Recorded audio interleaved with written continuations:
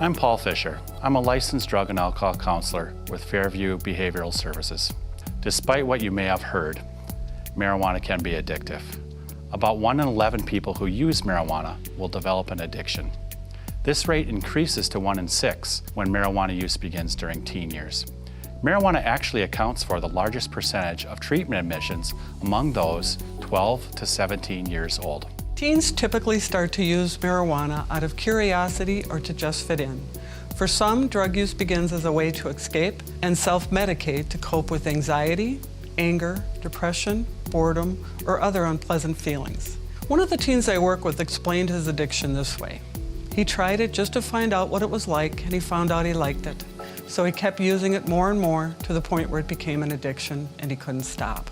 Many people mistakenly think that those who use drugs lack the willpower and that they could stop if they wanted to.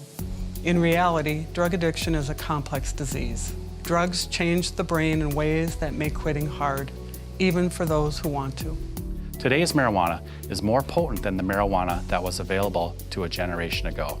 Potency is measured by the amount of mind-altering chemical, THC, that is contained in marijuana.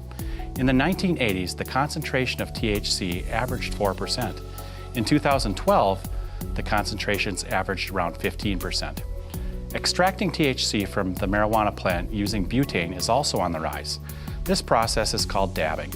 Dabbing is a new way of ingesting marijuana that can deliver larger amounts of THC, typically ranging from 40 to 80%. Marijuana is also associated with school failure. It can affect attention, motivation, memory, and learning. It can also make school twice as hard for those kids who are already struggling with learning problems such as ADD, ADHD, or mental health disorders. Research has also shown that people who began using marijuana heavily as teens may permanently lose an average of 8 points in IQ by mid-adulthood. The part of the brain which controls reasoning and impulses, known as the prefrontal cortex, isn't fully developed until about age 25.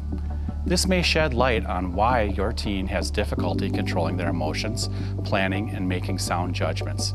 They may also engage in more risky, impulsive behaviors, including experimenting with drugs and alcohol.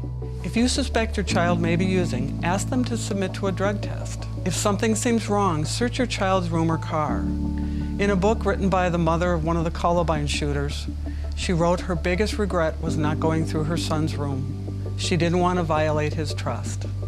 Had she gone through his room, she may have found the guns in his bedboard and the plan in his diary. Most schools in Sherburne County contract or at least have access to a licensed alcohol and drug counselor. Otherwise, connect with your child's school counselor or a school administrator. Your child's safety always trumps their privacy.